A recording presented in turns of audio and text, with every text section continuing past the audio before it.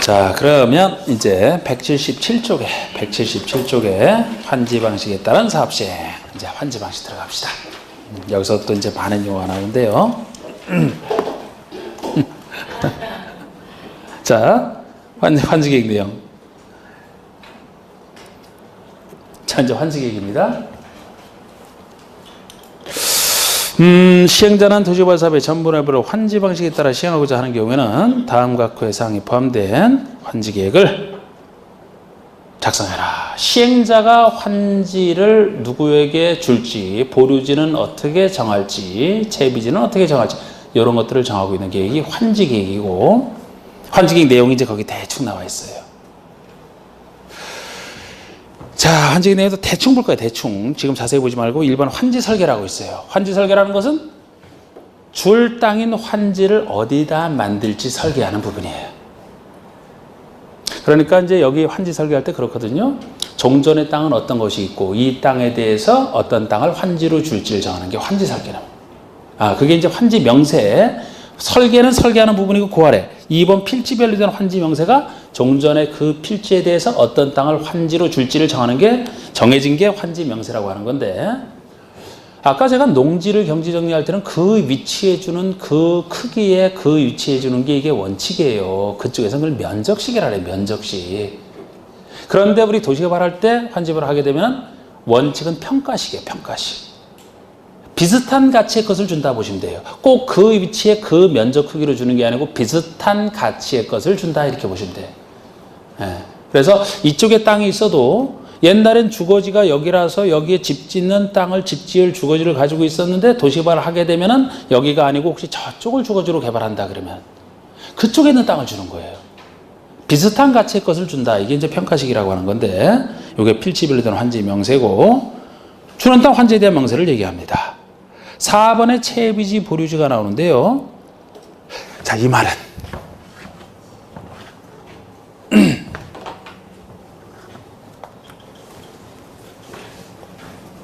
자, 아까 환지가 주는 땅 자체를 환지라고 했다라면 채비지,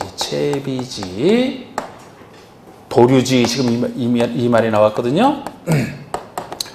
말 그대로 보류지는 어떤 땅이냐? 보류된 땅, 남겨진 땅, 남겨놓은 땅, 환지의 반대라고 했잖아. 줄 땅이 환지, 남겨놓는 게 보류지. 그래서 보류지를 두 가지를 정하는데, 그럼 채비지는 뭐냐? 채비지는 뭐냐? 지금 채자가 교체할 채자거든요. 교체할 채자, 비용 비자고, 땅 지자고.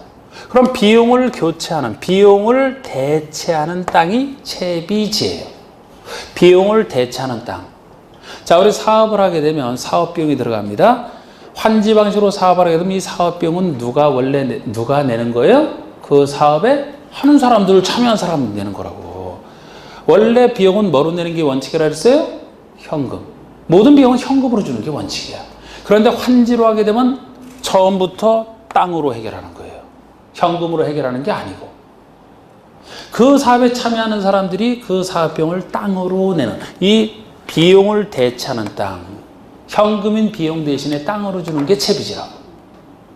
아직도 고개를 안 끄떡이네. 이거 큰일 났네. 이거 이 말 뜻을. 응?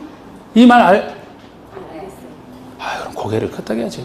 자, 종전의 땅이 만약에 이 정도 크기에 이 정도 가치의 땅이 있다면 이 땅을 제공하고 환지를 받는다 그랬잖아. 제공하는 땅이 있다. 종전의 땅. 그럼 여기서 받는 땅을 느낌 잡아보면은, 자, 요만큼은 본인이 받는 땅, 환지.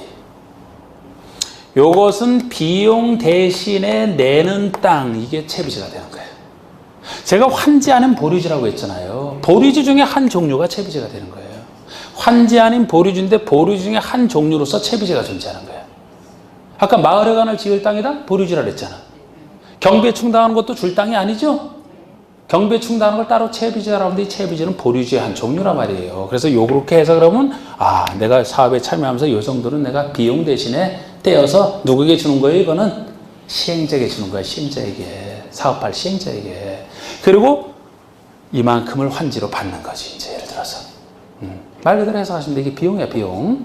그래서 전체적인 보류지는 환지기에서 정한자가 받지만 채비지만큼은 항상 나중에 시행자가 가져가는 게 채비지가 되는 겁니다. 그런 것들이 이제 이 계획에 다 나와 있어요. 5번에 입체환지도 나오네. 입체환지. 자, 우리 입체환지라는 용어는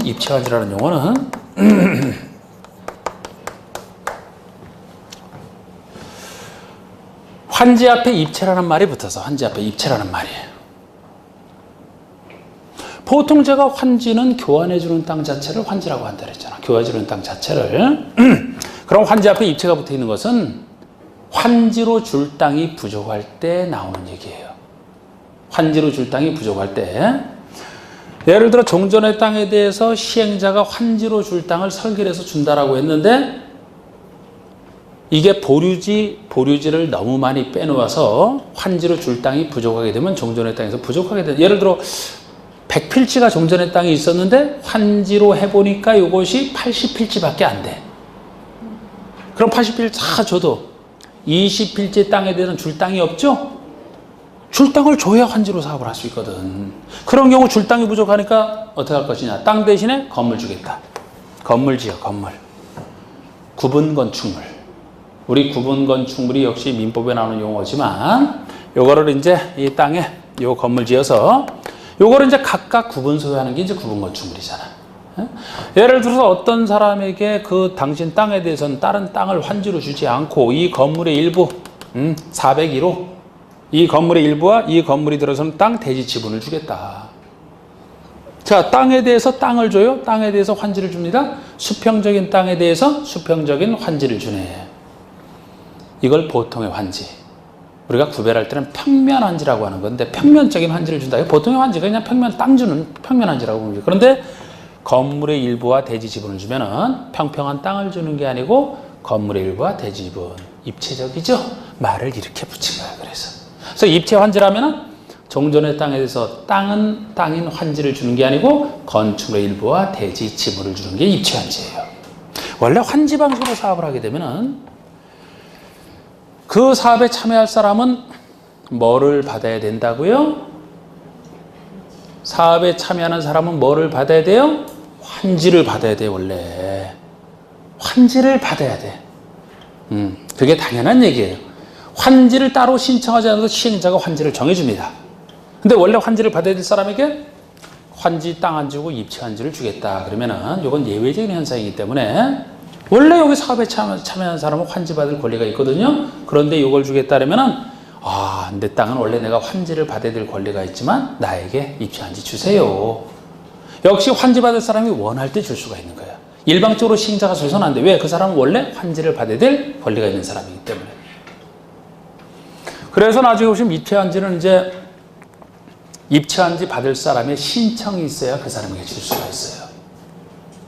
만약에 입체 환지 주겠다 했는데 이거 받을 사람이 아무도 없다 그러면 이 사업 못 하는 거예요. 이제 환지로 줄 사람에게 주지 못하니까. 그래서 좋은 곳에 지어요. 시행자가 잘 선택해야 돼. 좋은 곳에 지어서 이거 땅으로 받는 것보다 훨씬 더 이익이 있다 라고 잘 홍보를 해야 받겠지. 그래서 개념만 해도 되는데 제가 살짝 밑밥을 지금 깔아놨어요. 보통은 환지 받는데 입체 환지를 하려면 입체 환지 받을 토지 소유자의 신청이 있어야 된다는 거. 그래서 여기서도 지금 입체 환지를 계획하는 경우는 입체 환지용 건축의 명세와 그 공급 방법이 들어간다. 그래서 입체 환지를 계획할 때만 입체 환지용 건축이 무엇인지 그런 것이 내용에 들어갈 겁니다.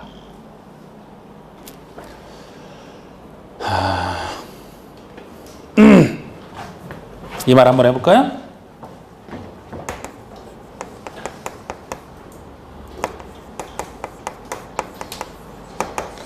자, 이 말이 나왔다 그러면 환지를 지정하지 않았다.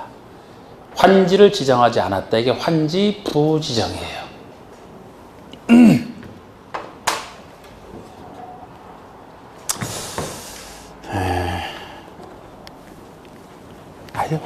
저는 진짜 처음에 강의할 때가 더 힘들다니까. 영어할 때가 더 힘들어, 여러분들에게. 영어가 돼 있으면 내용 이해시키기 더 편한데 영어부터가 모르기 때문에 나중에 더 어려운 강의할 때가 더 쉽고 지금 할 때가 어느 수준에서 해줘야 되는지가 항상 고민해, 내가.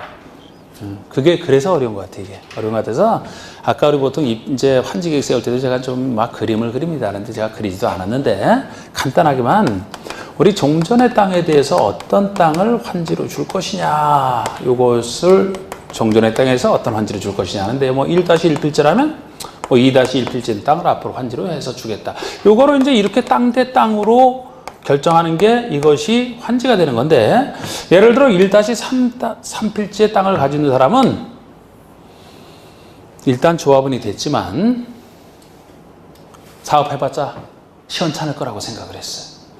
내가 이 채비지 내면서 사업에 참여해서 나중에 환지 받아봤자 별 볼 일 없겠다. 오히려 사업 잘 안 될 것이다. 그러면 무조건 환지를 받아야 되는 건 아니에요. 내 땅에는 환지를 정하지 말아주세요 라고 얘기할 수가 있어요. 아까 사업에 참여하는 사람은 기본적으로 환지를 받아야 된다 그랬죠? 환지 받을 때 신청이 필요 없다니까요.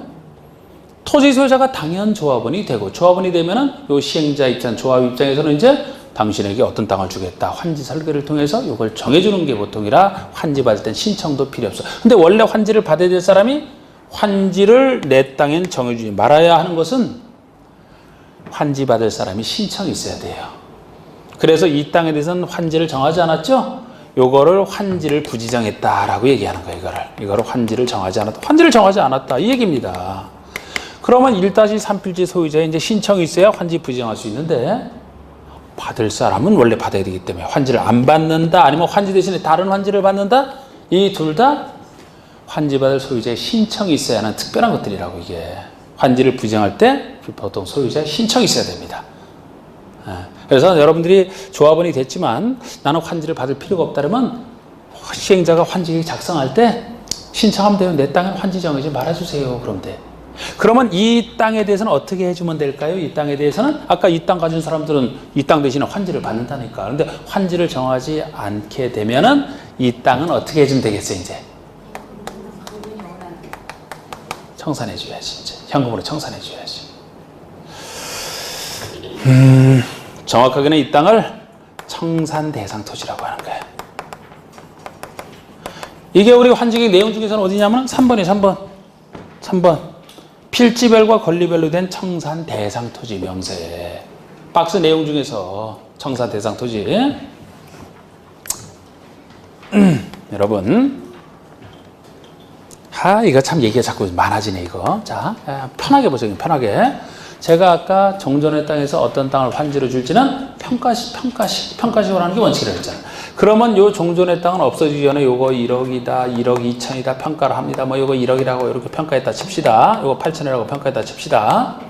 여기에 대해서 앞으로 줄 환지도 대충 추산액을 정해요. 아직 공사하기 전이라 나중에 만들어 봐야 아는데 지금 현재 어느 정도 될 것이다. 비슷한 것을 줘야 되니까.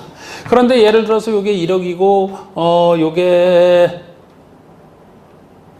1억 2천 1억, 요건 1억 2천짜리다. 만약 이렇게 됐다면. 주다 보니까 이렇게 됐어요. 꼭 일치하지 않을 수가 있어요. 그러면은 나중에 공사 끝나고 환지 처분을 할 때, 요 땅 여기에 대한 소유권을 이 사람에게 주거든요. 그때 줄 때 이 사람 입장에서 1억 2천짜리 땅을 제공했는데 1억짜리 땅을 받았다? 화가 나겠죠? 그러면? 화가 나겠죠? 왜? 2천만 원 손실이 생겼으니까. 이 사람은 어때요? 우와, 이게 웬 떡이야 그러겠지. 2천만 원 이익이 생길 거 아닙니까? 이거를 받게 되면. 그럼 이 땅을 줄 때 줌과 동시에 이 사람의 손실 2천만 원을 시행자가 현금으로 얹어서 줘야 돼. 이게 청산금 교부라는 거예요. 요 땅을 주게 되면 이 땅을 줌과 동시에 이 사람이 생긴 이익 2천만 원을 시행자가 가져와야 돼. 이게 청산금 징수예요. 그래서 기본적으로 땅에 대해서 환지를 줄 때 모자라고 남는 것을 현금으로 해결하는 것을 청산한다 그럽니다. 청산한다. 그래서 지금 제가 이거 주는 얘기는 지금 어느 때 얘기예요? 청산금을 얼마 땅에 대해서 주겠다는 얘기는 환지 처분할 때 얘기하고, 공사 끝나고 환지 처분할 때. 환지 계획 세우는 단계에서는 그래서 청산금 결정은 없어요. 나중에 여기서 나오는 얘기야. 그럼 이건 뭐냐? 이건 청산금 얘기하는 거 청산 대상 토지야. 여기에 대해서는 환지를 정하지 않았다 그랬잖아요. 환지를 정하지 않게 되면은 아까 이 땅 소유자들은 환지를 받으니까 나중에 환지 받을 때 모자라고 남는 것을 현금 청산한다 그랬죠? 여기는 처음부터 받을 게 없으니까 환지에 대한 공사를 기다릴 필요가 있어요, 없어요? 필요 없어요. 그럼 시행자가 환지 안 줄 것이니까 이 땅에 대해서 통째로 현금 청산해 주면 되겠네요? 이게 청산 대상 토지라고. 이 땅에 대해서 청산금과는 다른 얘기예요, 이거는. 그래서 그 전에 이 환지객 내용이 아닌 것은 했을 때 청산금 결정이 답으로 나왔었다고요. 청산금 결정과 다른 얘기야, 이거는. 통째로 미리 청산해주는. 환지 부지정이 있을 때 이 땅을 청산 대상 토지라고 하는 거예요. 미리 청산할 수 있는. 좀 얘기가 좀 깊게 들어가죠, 그죠? 그런데 그냥 용어만 좀 아시라고, 일단. 자, 필지별 환지 명세. 환지를 부지정할 때는 소유자가 신청하면 환지를 부지정할 수 있고, 이때는 이 땅은 청산 대상 토지가 된다. 줄 땅이 부족할 때 땅 대신에 건축물의 일부와 대지 지분을 주는 것을 입체환지라고 한다. 물론 입체환지할 때도 땅 받을 사람의 입체환지 신청이 있어야 된다. 지금 그런 얘기들을 하고 있는데, 자, 이번에 이 얘기 해볼까요? 여기서 나오는 용어들이 좀 있어. 감환지, 증환지. 말 그대로 해석을 하면 어떤 환지예요? 모자라는 환지? 감소된 환지? 요거는 증가된 환지? 면적 개념이에요. 이거는 평가 개념이 아니고 면적 개념인데, 예를 들어 종전의 땅이 이렇게 이 정도 아주 넓은 땅도 있고 아주 좁은 땅도 있어요. 넓은 땅도 있고 좁은 땅도 있어요. 근데 여기에서 환지를 크기 기준에서 줄 때, 우리 도시개발을 하게 되면 막 크고 작은 땅을 이것저것 막 다채롭게 주면 오히려 아니죠, 그죠? 적당한 크기로 딱딱 주는 게 보통이잖아. 이게 적당한 크기라고 가정해봐요. 이 넓은 땅에서 넓은 땅 다 줘서는 안 돼. 이 땅에서 이 정도 크기의 환지를 주겠다. 이 환지 면적이 종전의 토지 면적에 비해서 줄어들었어요? 늘어났어요? 줄어들었지. 이게 감환지라는 거예요. 감소된 환지, 줄어든 환지 그대로 해석하시면 돼요. 종전 토지 면적에 비해서 환지 면적이 줄었어요. 이게 감환지이고, 종전의 땅이 이렇게 작아. 이렇게 작은 거 줘봤자 쓸모가 없어요. 이 정도 크기로 줘야 되겠어, 도시개발 사업을 위해서. 그럼 어때요? 종전 땅 면적에 비해서 환지 면적이 커졌네. 뭘 계속 작아져요. 이거보다 훨씬 커졌잖아. 이게 증환지라는 거예요. 늘어난 환지. 그래서 시행자는 면적이 넓은 땅에 대해서는 적정 규모를 위해서 환지를 줄여줄 수 있다. 감환지 할 수 있다. 이런 표현을 쓰면서 면적이 작은 땅은 환지를 늘려줄 수 있다. 이게 증환지 할 수 있다. 그런 얘기예요. 증환지, 감환지 못한다를 틀려. 그런데 만약에 이런 작은 땅도 다 일일이 환지를 챙겨주게 되면 환지 부족 사태가 생길 수도 있겠네요. 그죠? 그렇잖아. 그러기 때문에 선택이에요, 선택. 이 작은 땅은 환지를 늘려줄 수도 있고, 아예 당신은 작으니까 환지 받지 말아라. 여기처럼 환지를 부지정하고 이걸 청산해 줄 수도 있어요. 보통 환지 부지정은 환지 받을 사람의 신청이 있어야 된다고 했지만, 이런 경우는 예외적으로 시행자가 판단해서 직권으로 할 수 있는 환지 부지정이에요. 그래서 자, 다시 보시면 면적이 넓은 땅은 환지를 줄여줄 수가 있고, 면적이 작은 땅은 환지를 늘려줄 수 있고, 아니면 환지 대상에서 제외할 수 있다. 선택이 된다고, 선택이. 이게 증환지, 감환지, 직권에는 환지 부지정 얘기예요. 많은 얘기가 나오는 것 같지만 말만 분석하면 돼, 그냥. 그죠? 아주 쉬워요, 그죠? 자, 이제 보세요. 넘겨보셔, 그럼. 넘겨보셔. 양가로 2번에 178쪽에 양가로 2번에 반가로 1번. 동그라미 1번 보세요. 토지 소유자가 신청하거나 동의하면, 환지받을 토지 소유자가 신청하거나 동의하면 해당 토지의 전부나 일부에 대해서 환지를 정하지 아니할 수 있다. 이게 환지 부지정을 얘기한다고요. 환지 부지정. 2번, 3번의 뜻 봅시다. 반가로 2번 보세요. 그 아래 반가로 2번. 시행자는 토지 면적의 규모를 조정할 특별한 필요가 있으면 면적이 작은 토지에 대해서는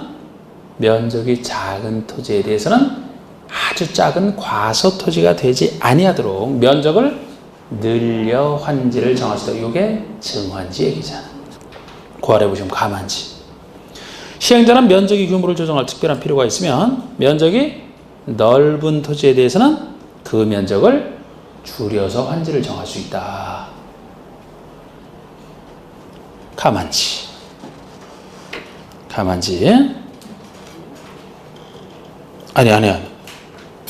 에이, 참, 거기, 2번에서 제가, 방가로 2번에서 면적이 작은 토지에서는 과소토지에는 면적을 늘려 환지를 정하거나 해놓고 환지에서 제외할 수 있다를 안 읽었죠, 아까? 안 읽었잖아. 그거까지 읽어요. 그래서 선택이라 그랬어, 선택. 증환지 할 수도 있고, 너무 작으니까 환지 대상에서 뺄 수도 있고, 이게 직권형 환지 부지장이라고. 그리고 가만지는 그대로 가만지만 있고, 면적이 넓은 땅에 대해서는 환지를 줄여줄 수 있다. 그 얘기가 증가만지 얘기입니다. 그 다음에 5번의 입지환지에서는 그 뜻만 보세요. 5번의 입지환지 보시면은 1번에 시행자는 도시개발 사업을 원활히 시행하기 위해서 특히 필요한 경우에는 토지나 건축물 소유자 신청을 받아 무엇을 건축물의 일부와 그 건축인 토지에 공유 지분을 부여할 수 있다. 건축의 일부와 대지 지분을 같이 주는 거, 요거 입지환지 개념만 그렇게 보시고 넘겨보십시다.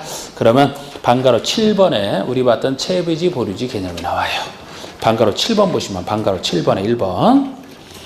시행자는 도시개발 사업에 필요한 경비에 충당하거나 규약정관 규정 등이 정하는 목적을 위해서 경비에 충당하거나 또는 여러 가지 목적을 위해서 일정한 토지를 환지로 정하지 않고 보류지로 정할 수 있다. 이게 보류지 뜻이에요. 결국 개념만 놓고 보면 이걸 경비에 쓰든지 일정한 목적으로서 쓰든지 상관없이 환지로 정하지 않는 것을 다 보류지로 한다. 그런 얘기가 되잖아. 그래서 환지 방식에서는 줄 땅인 환지 아니면 주지 않는 보류지 두 땅이 존재하는 거예요. 아까 수용사용 방식에서는 어느 땅이 존재한다고요? 수용사용 방식에서는 조성토지, 일반에 주는 조성토지와 그렇지 않은 원형지. 환지에서는 환지 아니면 보류지. 그러면 있으며 그중 일부를 채비지로 정하여 도시개발 사업에 필요한 경비에 충당할 수 있다. 이게 채비지 개념이에요. 보류지 중에 일부를 채비지로 정하여 경비에 충당한다. 경비에 충당하는 게 채비지 개념이고 보류지의 한 종류라는 얘기죠. 됐고, 넘겨보세요. 넘겨보시면 환지 예정지가 나옵니다. 환지 예정지.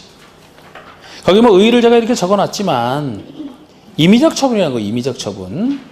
이거 임자 어디 있나 임자. 이거. 자, 요건 왜 이 제도가 필요한지만 제가 말씀드릴게요. 자, 환지계획 세워서 인가받고 나서는 구체적인 공사를 시작해서 공사가 끝나면 준공검사 공사 완료 공고 후에 줄 사람에게 그 주기로 약속했던 환지를 주는 게 환지처분이에요. 원래 이렇게 하면 끝나는 건데 요 중간에 그려놓은 게 환지 예정지라는 것은 환지로 받을 그 예정된 땅을 얘기하거든요. 자, 공사하는 동안에 그 토지 소유자는 자기 땅을 사용할 수 있을까요? 없을까요? 보통 시행자가 공사하는 동안에 소유자가 자기 땅을 사용 수익할 수 있을까요? 안 되지. 멈춰야 돼. 그러니까 쓸 수 사용권이 있어도 사용해서는 안 돼. 왜? 시행자가 공사를 해야 되기 때문에 참는 거야. 어느 정도 빨리 시행자가 공사를 잘 해서 공사가 잘 끝나야 그때 환지를 받으면 환지에 가서 권한 행사가 되거든요.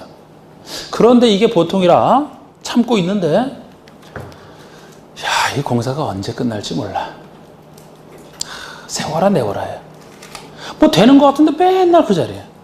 뭐 몇 년 정도까지는 참을 수 있겠어요. 생각 안 해봤다. 하여튼 못 참겠어. 언제 끝날지를 몰라. 어디 뭐가 잘못해서 중단이 됐는데 언제 시작할지도 모르고. 그러면은 이 사업에 참여하는 토지주가 괴로울 거 아닙니까? 조금만 참고 있다가 받으면 그거에서 권한 행사하는 거 괜찮은데 계속 못하고 있어요. 이럴 때 시행자가 이 사람들을 위해서 만약에 그 사람이 받을 환지를 아직은 공사 안 끝나니까 줄 수는 없고 그 사람이 받을 환지를 그대로 환지 예정지로 지정을 해서 거기 와서 소유권은 아직 없지만 예정지 와서 임시로 사용 수익을 하게 한다라면 이 고통받는 사업에 참여한 사람들이 이 고통이 조금 해결될 수가 있겠죠? 이게 환지 예정지예요. 환지에 대한 소유권 취득하기 전에 자기가 환지를 그대로 예정지로 지정을 해주거든요. 그 예정지에 가서 임시로 사용수익을 하게 하는 거예요.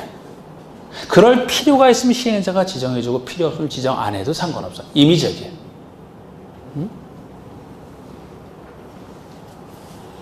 어느 정도 이제 쓸만한 걸 얘기하겠죠. 공사도 뭐 마무리가 안 됐을 뿐이지 어느 정도 환지를 다 해놨는데 소유권만 넘겨주지 못할 때 고통받는 그 사람들을 사회 차원에서 도울 필요가 있으면 지정할 수 있는 거예요. 그래서 이거는 기본적으로 시행자는 환지 예정지를 지정하여야 한다 그러면 틀리는 거예요. 지정할 수 있는 임의적 제도예요. 자 보세요.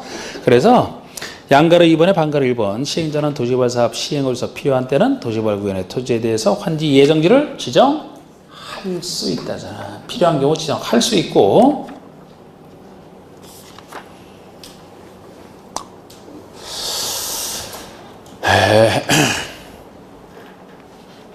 우리 소유권을 이루는 권한 중에는 구체적으로 세 가지 권한이 존재하잖아요.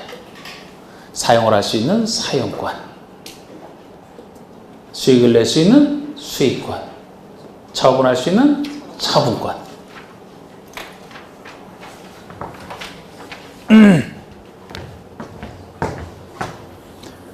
자, 우리 환지계획에 따라 그대로 예정지를 지정하게 되면은 환지계획상 우리 종전의 땅 받을 땅을 이 종전의 땅이라고 합시다. 이 종전의 땅에 대해서 이 땅을 앞으로 개발해서 환지로 주겠다. 환지로 주겠다. 지금 소유권은 A라는 사람은 이 땅에 대한 소유권자야. 이건 현재 B가 소유권자라고 합시다. 이 땅은 앞으로 이 사람에게 B가 소유하는 이 땅을 개발해서 환지로 주겠다는 얘기예요. 소유권은 여기 있어요. 우리 소유권한 속에는 사용권, 수익할 수 있는 권한, 처분할 수 있는 처분권이 있다고 했습니다. 소유권을 이루는 개념 중에서 여기다 환지 예정지를 지정하게 되면 이자가 받을 환지를 다른 땅이 아니야. 이자가 받을 환지를 그대로 예정지로 지정하게 돼 있고 이 지정하는 순간에 이 땅은 환지 예정지가 되는 거야. 이 사람의 환지 예정지가 되는 것이고 소유권이 여기 그대로 있다는 거예요. 이게 B가 여기 소유권자야.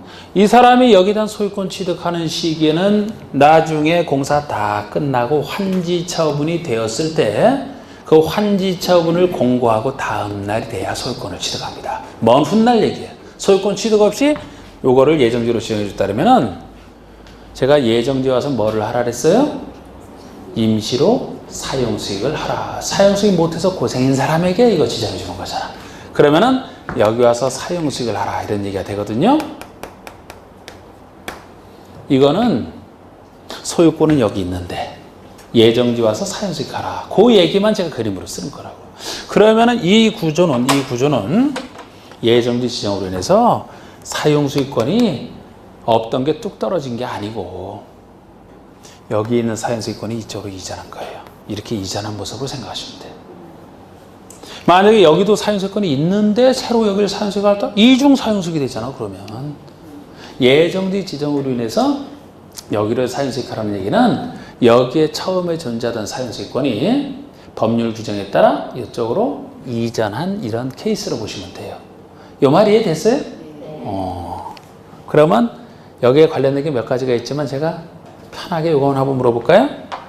A는 이 종전의 토지 소유자 A는 종전의 토지를 이거 종전의 땅이잖아. 이걸 얘기할 때는 예정지를 그렇겠지. 종전의 토지를 사용수익할 수 있나요? 있어요, 없어요? 자신 있게 얘기해봐. 없다. 왜 없어요? 왜 없어요? 사용수익은 어디로 갔어요? 없죠? 사용수익 한다면 틀리겠죠? 사용수익 할 수 없어요. 가버렸다니까. 이 땅을 처분할 수는 있어요, 없어요? 처분권이 있어요, 없어요? 제가 요게 갔다 그랬지, 요게 갔다 그랬나? 아이씨, 좀 깊게 물어봤나? 처분할 수는 있지. 처분권이 있는데 왜 못해? 예정지를 지정하게 되면 예정지 와서 임시로 사용수익 한다 했잖아. 소유권 넘어가기 전에 사용수익만 하는 거잖아. 근데 소유권이 여기 있다면 소유권 속에는 세 가지 권리가 있다는 건 민법에서 사용수익 처분권이 있는데 예정지가 있어서 예정지를 사용수익하라는 얘기는 이곳에 있는 소유권을 이루는 권한 중에서 무엇만 사용수익권만 이쪽으로 이전했다 그랬잖아요. 그럼 사용수익은 왜 못하느냐? 가버렸다니까. 갔으니까 이 땅을 사용수익 못하지. 처분은 안 갔네? 처분권은 남아있네? 이 땅을 왜 처분 못하겠어요? 처분하면 되지. 처분해서 만약에 A-가 샀다. 그럼 A-가 A 권한 행사하는 거예요. 이 사람이 이제 환지를 나중에 받으면 되겠지. 이번에는 예정지를 물었어. 종전의 소유자는 예정지를 사용수익할 수 있다. 있다. 예정지 효과잖아, 기본 효과. 예정지를 처분할 수는 처분권 안 왔다니까. 이거를 처분할 수 있다면 틀리겠지. 그래서 처분권이 어디 왔어? 이 사람이 계속 가지고 있는데. 남의 땅을 어떻게 팔아? 이런 구조가 되는 거예요. 좀 더 제가 해야 되겠지만 이 기본적인 구조예요, 이게. 어렵게 생각할 거 없어, 그냥. 약간 좀 표정이 어려워하는 것 같은데 자꾸 이렇게 할 거니까.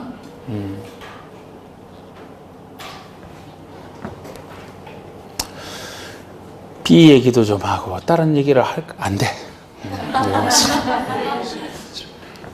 단순한 거예요. 고생한단 말이야, 이 사람들. 공사가 너무 길면은 고생할 때 왜 고생하는 거야? 사용수익 못해서 고생한다고. 그럼 예정지를 지정해 주면 사용수익 못하던 것을 예정지에 가서 사용수익만 하는 거예요, 예정지. 그래서 예정지만 사용수익하지 처분권을 안 왔단 말이에요. 그러니까 예정지를 처분할 수는 없는 것이고, 그 대신 본인의 종전의 땅에 대해서는 사용수익이 저쪽으로 갔기 때문에 종전의 땅은 사용수익은 못하지만 처분할 수는 있다. 이렇게 나가는 게 기본적인 논리라고. 그 얘기. 그래서 그 얘기가 네모난 3번 중에서는 양가로 1번에 반가로 1번에서 그 얘기만 살짝 한 거예요. 환지 예정지가 지정된 경우에는 종전의 토지에 대한 소유자 및 임차권자 등은 제가 A로 표현했던 사람이고, 종전의 소유자 등은 환지 예정지 지정의 효력 발생일로부터 환지 처분 공고가 있는 날까지, 구체적 시기는 나중에 해도 돼요. 환지 예정지나 해당 부분, 즉 예정지 등에 대하여, 종전 토지가 아니고 예정지 등에 대하여 종전과 같은 내용의 권리를 행사할 수 있대.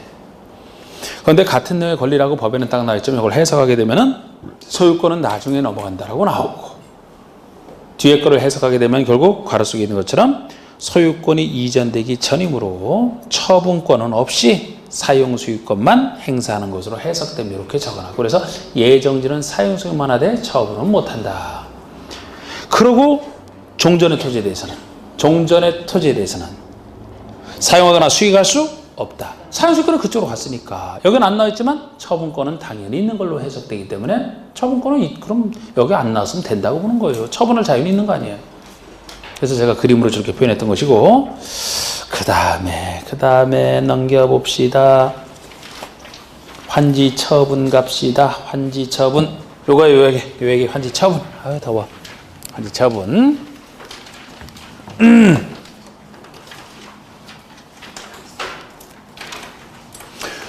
제가 공사 끝났을 때 준공검사 공사완료공고를 안 써놨다 그랬습니다. 이런 준공검사 등이 있으면은 너무 오래 환지처분 시기를 끌면 안 돼요. 뭐 준공검사를 뭐 60일 내에 환지처분하라, 이제 그런 얘기도 나중에는 배웁니다만, 하여튼 공사 끝나고 나서 일정 기간 내 환지를 환지 계획에서 정하는 바에 따라 출사령에 주는 것을 처분한다, 이렇게 하는 거예요. 환지 처분인데, 환지 계획과 이제 반드시 적합하게 환지 처분하는 거. 환지 계획대로 처분 안 하면 무효가 되는 거지. 환지 계획대로 환지 처분하는데, 환지 줄사람에게 주고 나서 모자라고 남는 것은 현금으로 청산한다. 그래서 환지 처분이라는 것은 크게 둘로 나눠지는 거예요. 환지를 줄사람에게 주는 것을 환지의 교부라고 합니다. 환지를 교부한다. 주고 나서 모자라고 남는 것은 현금 청산한다. 환지 처분은 그래서 환지교부와 청산으로 구성되어 있는 거예요, 이제. 그리고 환지 교부할 때 이 환지 교부 시기, 즉 종전의 토지 소유자가 새로 환지에 대해서 소유권을 취득하는 시기가 있단 말이에요. 언제 취득하느냐? 나중에 기본적으로 배워야 돼요. 나중에. 이거는 제가 지금 얘기한다면은 오히려 안 될 것 같아요, 이거는. 왜냐하면 민법에서 권리 취득 시기에 대한 일반적 얘기를 거기까지는 분명히 못 나갈 것 같아서 혹시 배우셨나요? 권리 취득 시기. 법률 행위에 따른 취득, 법률 규정에 따른 취득. 안 배웠지, 당연히. 에? 배웠어요? 그러면 여기서 얘기할 수가 없어요. 그걸 전제로 해서. 별 것도 아닌 얘기인데, 그거. 그렇지.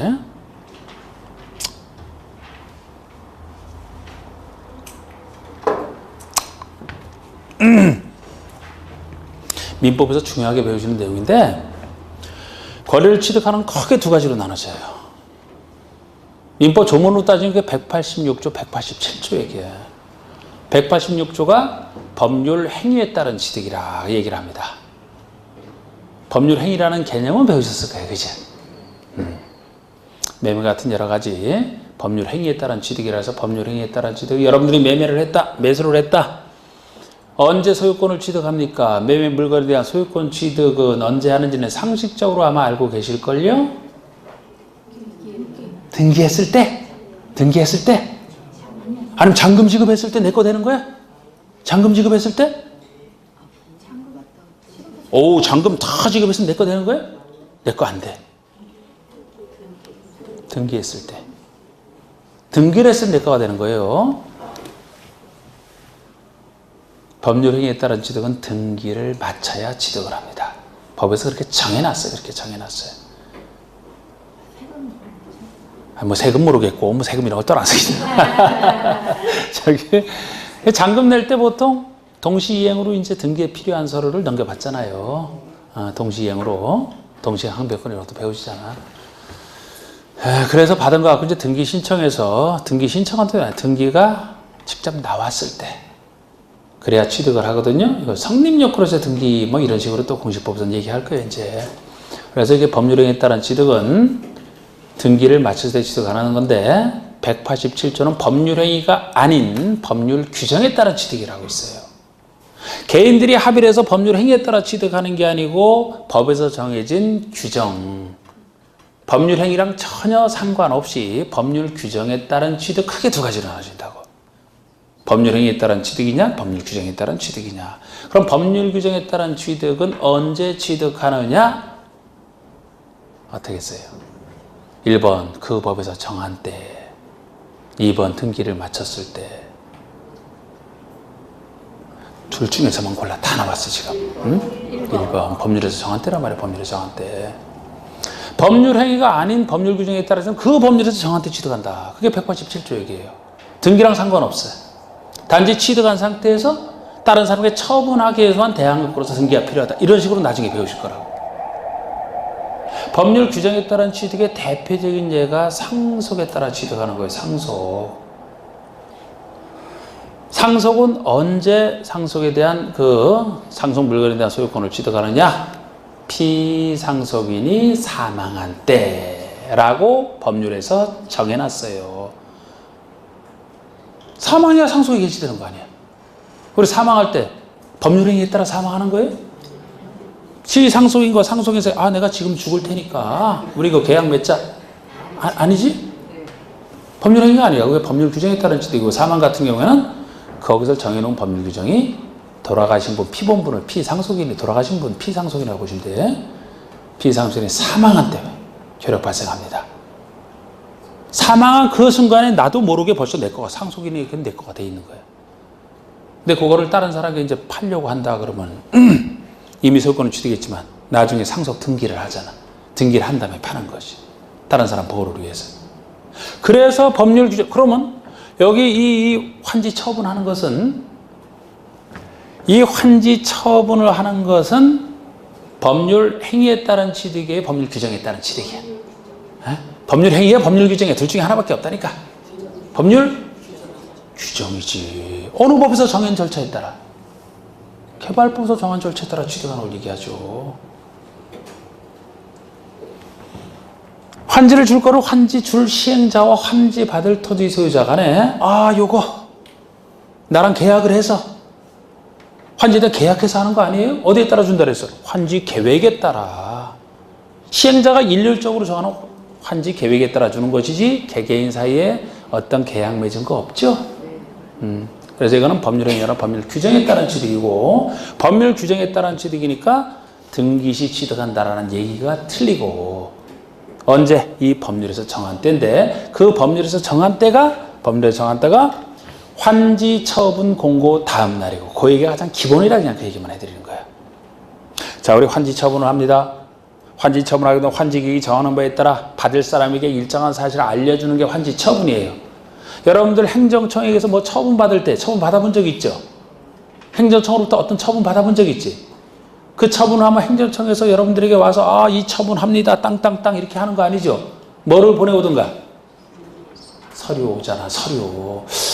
저만 많이 위반을 해서 많이 그런 걸 받아봤나? 아니, 예를 들어 과태료 처분 받아봤어요? 안 받아봤어요? 과태료. 속도 위반 과태료.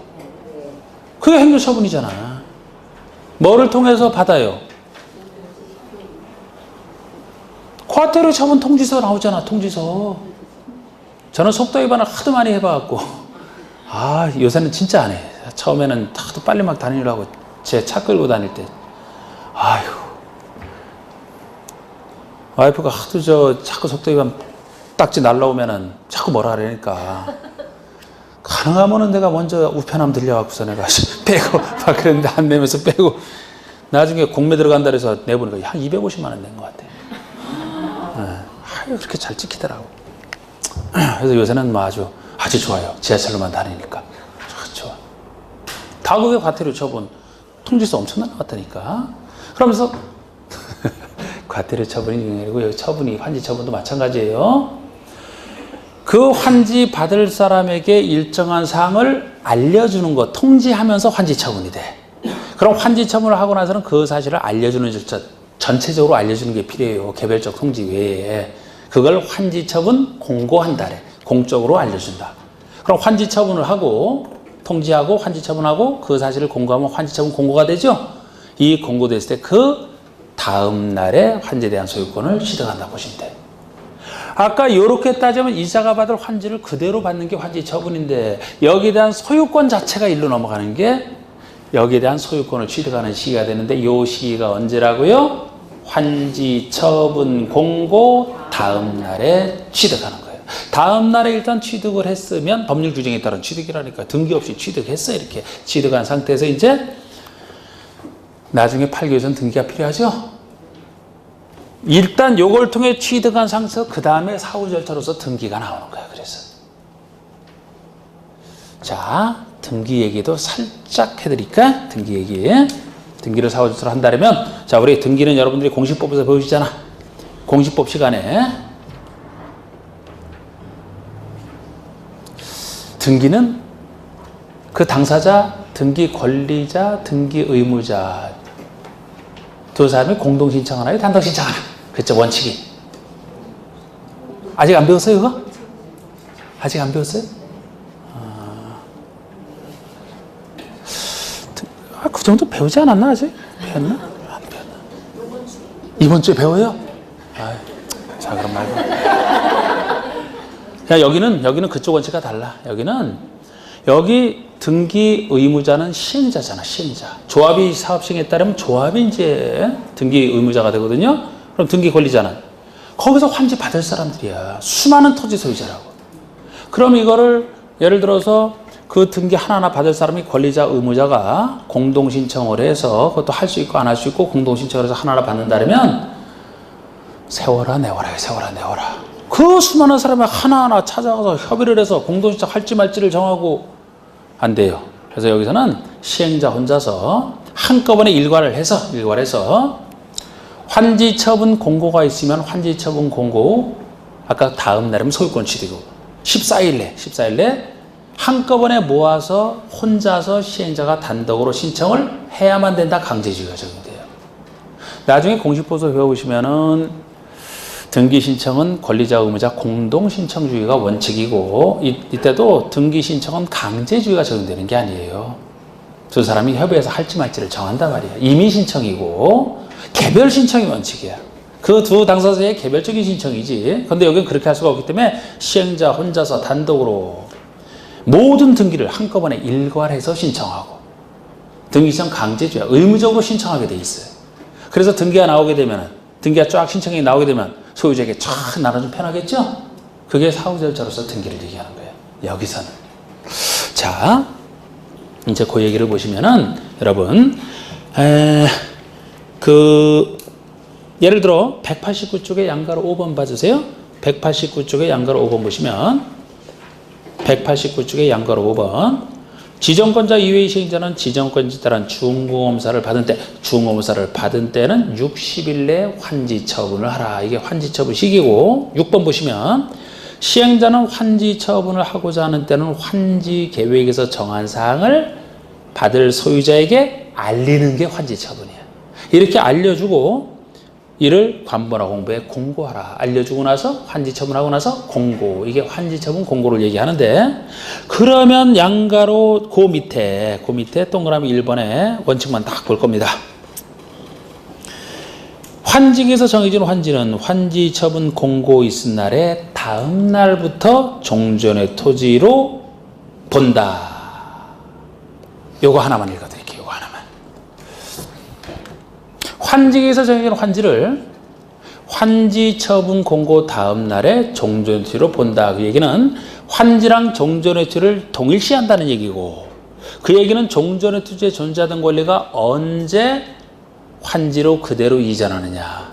환지 입장에서 보면 그 환지에 대한 것을 언제 취득하느냐. 환지 처분 공고 다음 날이 된다는 거예요. 이걸 이렇게 표현하고 있는 거예요. 그럼 종전에 대한 소유권이든 다른 권리든 이런 것들은 환지 처분 공고 다음 날에 되면 요거를 환지로 보니까 그대로 환지에 대한 권리를 취득한다 이렇게 얘기하는 거예요. 환지 공고 다음 날 이게 기본이고 그 다음에 넘겨보세요. 그 다음에 넘겨보시면은 191쪽에 청산금 얘기 나오잖아. 청산금. 반가로 2번 보세요. 반가로 2번. 환지를 정하거나 환지에 대해서 제외한 경우에 그 과부족분에 대해서는 종전의 투자, 환지, 위치 등 여러 가지 상황을 종합적으로 고려하여 금전오리를 청산하라. 이게 청산금 얘기예요.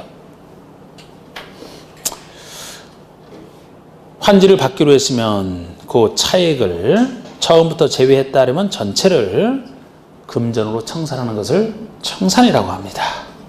청산은 개념만 보여드렸어요. 넘겨보세요. 환지 등기 나오잖아. 환지 등기. 네모난 4번의 환지 등기. 4번의 양가로 1번. 시행자는 환지 처분의 공고가 있을 때는 공고 후 14일 내에 등기소유를 통지하고 토지나 건축에 대한 등기를 축탁하거나 신청해야 된다. 시행자 혼자서 환지 처분 공고 있을 때로부터 14일 내 등기를 축탁 또는 신청하여야 한다. 강제주의고 여기는 당연히 한꺼번에 일괄 신청하는 걸 전제로 해서 해야 된다. 이렇게 나와 있는 거예요. 이게 이제 그 얘기가 되겠고 그럼 용어는 뭐 거의 다 된 것 같은데 조금만 더 넘겨보세요. 195쪽에 용어 위주로 하는데 도시개발 채권이 나와 있네. 도시개발 채권. 도시개발 채권이라는 말이 나왔네. 요것만 하고 이제 자, 도시개발 채권. 자, 이게 채권은 채권인데 무슨 채권이냐? 도시 개발을 위한 채권이겠네요. 아까 토지 상환 채권은 토지나 건축물로 상환하는 채권이에요. 이거는 말 이름 붙여놓은 거가 도시 개발을 위한 채권이에요. 공법에 나오는 채권 중에서는 가장 공공성이 강한 채권을 얘기합니다. 말 그대로 도시개발을 위해서 쓰겠다는 얘기야. 도시개발을 위해서. 그럼 이 채권을 발행해서 생기는 재원 가지고 도시개발에서 쓰겠다는 거예요.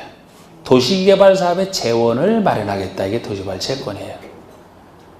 도시개발에서 돈 많이 들어갈 텐데 그거를 위해서 발행하는 채권이니까 공공성이 강한 채권이고 제가 보통 채권은 채권 발행하는 자가 혼자 발행할 수 없고 채권을 받을 사람이 원할 때 합의가 돼야 발행하는 게 보통이라고 했잖아. 합의 없이 어떻게 강제적으로 합니다. 그런데 보통이 그런 채권인데 이거는 강제적으로 발행하는 거예요. 공공성이 세서 매입 의무가 있는 채권이에요. 법에서 정해진 사람이 매입 의무가 있어요. 본인이 원하고 싶어서 하는 게 아니고 법에서 매입으로 정해진 사람은 사야만 돼. 공공성이 강해서 그래요. 주로 누가 사느냐? 공공에 관련된 사람은 안 사. 민간에 관련된 사람 중에 도시개발 사업으로 약간 이익 보는 사람들 있죠? 그 사람들에게 이걸 사게 해서, 강제로 사게 해서 그 돈 갖고 도시개발 사업에 쓰겠다는 거예요. 나중에 그런 식으로 보시면 돼요. 그래서 요거는 이제 당사자가 신청해서 받는 게 아니고 법에서 매입 의무가 있는, 왜? 도시개발을 위한 채권이니까 공공성 때문에. 주로 누가 사느냐? 민간인 중에서 이익 보는 자, 이렇게 생각하시면 돼요. 세밀하게 지금 안 봐도 되지만. 그래서 이제 요거를 행정청이 발행을 합니다. 양가를 1번 보시면 지자체, 장, 구체적으로 0에서는 시, 도지사라고 구체적으로 정해놨는데, 이렇게 시, 도지사가 도시개발 사업이나 도심계획 시설 사업에 필요한 자금을 조달하기 위해서 발행하는 게 도시개발 채권이라는 겁니다. 네모난 이번에 매입 의무자 있잖아요. 다음에 해당 자가 매입해야만 된다. 이번에 매입 의무자. 응? 누가 매입하느냐? 아까 주로 민간인 중에서 일정한 사람 그랬잖아요. 지금은 자세히 안 봐요. 이게 도시개발 채권입니다. 말 그대로 해서 도시개발 채권. 자, 이거 이제 개발법은 이제 오늘 이렇게 끝냈는데, 여러분들 뭐를 꼭 알아야 된다 그랬어요? 용어는 우리가 자꾸 분석하면 알 수 있었고, 뭐를 알아야 된다 그랬어요? 요 틀. 복습하실 때 반드시 이걸 꼭 그려봐요, 다시. 왜 대답이 없어요? 네. 그려보는 게 몇 번 그려봐야 이게 확실히 달라. 눈으로 보는 것은 쓰는 것이랑 달라요. 이 그림 그래도 그대로 그리시면 돼. 색깔 입힐 필요는 없어. 그냥 써봐야 돼. 제가